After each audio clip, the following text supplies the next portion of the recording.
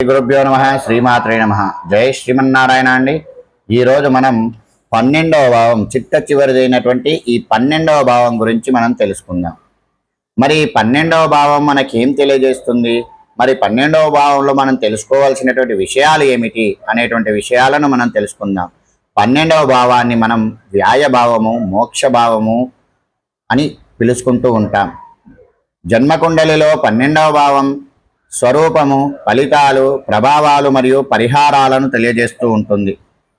ఈ 12వ భావం అంటే లగ్నం నుంచి 12వ భావాన్ని వ్యాయభావము, మోక్షభావము అని పిలుస్తూ ఉంటాం. ఇది మన జీవితంలో నష్టం, ఖర్చు మరియు విదేశీ ప్రయాణాలు, నిద్ర, గోప్య విషయాలను, త్యాగ విముక్తి, మోక్షం వంటి అంశాలను సూచిస్తూ ఉంటుంది.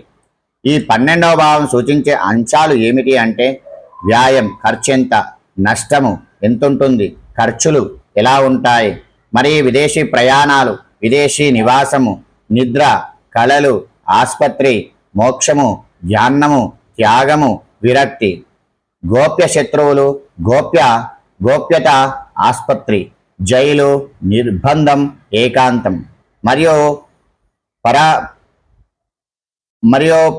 దానం చేయడము, సేవా కార్యక్రమాలు చేయడము, మరియు పరులకు సేవలు చేయడము, ఆధ్యాత్మిక పురోగతి కలగడము, అంతర్ముఖ జీవితాన్ని గడుపుతూ ఉండడము.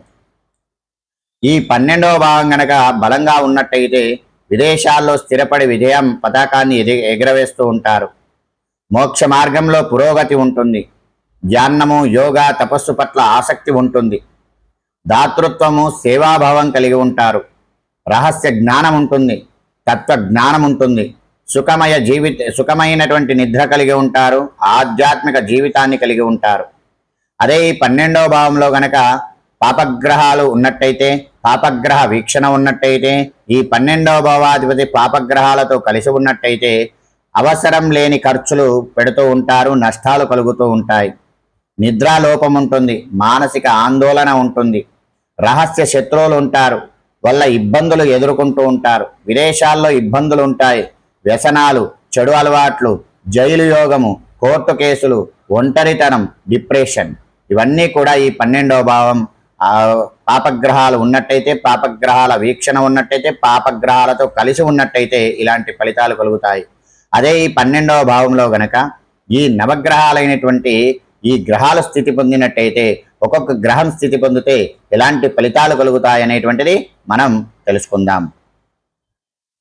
12వ భావంలో గనక రవి ఉన్నట్టయితే విదేశ గౌరవం కలిగి ఉంటారు. ధ్యానము కానీ కంటి సంబంధ సమస్యలను ఎదుర్కొంటూ ఉంటారు. నిద్రాలోపం అనేటువంటిది ఉంటుంది. అదే ఈ 12వ భావంలో చంద్రుడు ఉన్నట్టయితే కళల ప్రభావం ఎక్కువగా ఉంటుంది. ఎక్కువగా కళలు రావడము, భావోద్వేగాలు ఉండడము, దూర ప్రయాణాలు చేయడము. అదే ఈ కుజుడు ఉన్నట్టయితే రహస్య శత్రువులు, కోపం వల్ల నష్టం కలుగుతుంది, శ్రమ ఎక్కువగా చేస్తూ ఉంటారు, ప్రమాదాలు ఎక్కువగా ఉంటూ ఉంటాయి. ఈ 12వ భావంలో కనుక బుధుడు ఉన్నట్టయితే విదేశాలలో చదువు ఉంటుంది, పరిశోధన, రచన, నిద్రాలోపం కలిగి ఉంటారు. అదే ఈ 12వ భావంలో గురువు ఉన్నట్టయితే మోక్ష మార్గం ఉంటుంది, దైవభక్తి ఉంటుంది, ఆశ్రమ జీవితము, మంచి విదేశీ యోగం కలిగి ఉంటారు. ఈ 12వ భావంలో కనుక శుక్రుడు ఉన్నట్టయితే సుఖ వ్యాయాలు అంటే సుఖాని కోసం ఎంత ఖర్చైనా చేస్తూ ఉంటారు. విదేశీ ఆనందాలు ఉంటాయి మరియు కళా ప్రావీణ్యం కలిగి ఉంటారు. అదే ఈ 12వ భావంలో కనుక శని ఉన్నట్టయితే దీర్ఘకాలిక వ్యాధులుంటాయి, నిర్బంధము, జైలు యోగము, ఆలస్య వ్యాయాలు కలిగి ఉంటారు. అదే ఈ 12వ భావంలో కనుక రాహు ఉన్నట్టయితే పోలీస్ కేసు రావడము, విదేశాల్లో ఆకస్మిక ఎదుగుదల కలగడము, మరియు రహస్య వ్యాపారాలు ఉండడము, ఐసోలేషన్ కలగడము, ఒంటరితనానికి ఉండడం అనేటువంటిది ఉంటుంది. అదే ఈ 12వ భావంలో కనుక కేతు ఉన్నట్టయితే మోక్షభావం బలంగా త్యాగము, విరక్తి, ఆధ్యాత్మికత కలిగి ఉంటారు. ఈ 12వ భావము అనవసరమైనటువంటి ఖర్చులు, అవసరమైన ఖర్చులు, నష్టము, రుణాలు, ఆర్థిక లీకేజీలు, విదేశీ ప్రయాణం, విదేశీ నివాసం, విదేశీ ఉద్యోగం, విదేశీ చదువు, మరియు నిధ్యానానత, కలల ప్రభావము, అపచేతన మనస్సు, ఆసుపత్రి, ధ్యానము, తపస్సు, త్యాగము, మోక్షము, యోగము, రహస్య శత్రువులు, గోప్యత, అదృశ్య శక్తులు, గూఢాజ్ఞానం, ఆసుపత్రి, జైలు నిర్బంధనము, ఐసోలేషను, పరిమిత జీవితం కలిగి ఉంటారు. ఈ 12వ భావంలో విదేశాల్లో ఒత్తిడి, ఖర్చులు ఎక్కువగా ఉండడము మేషరాశి వారికి. ఈ భావంతో 12వ సంబంధించిన వృత్తుల్లో విదేశీ ఉద్యోగాలు, హోటల్, హాస్పిటలేషన్, ఆసుపత్రి, వైద్యారంగము, ధ్యానము, యోగా, గురువు మరియు సేవా సంస్థలు ఇవన్నీ కూడా కలిగి ఉంటారు.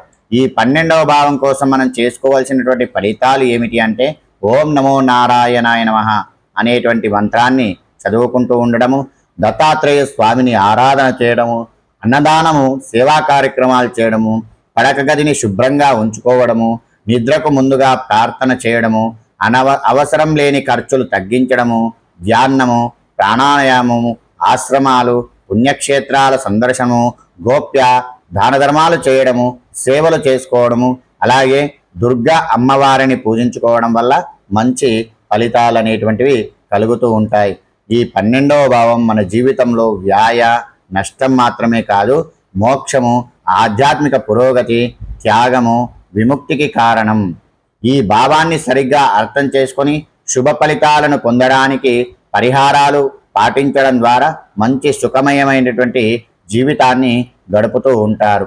ఇదండి ఈ 12వ భావం గురించి. ఈ 12వ భావం గురించి ఎవరికి ఏ గ్రహం వల్ల ఎలాంటి ఫలితాలు కలిగాయి అనేటువంటిది కామెంట్ రూపంలో తెలియజేయండి.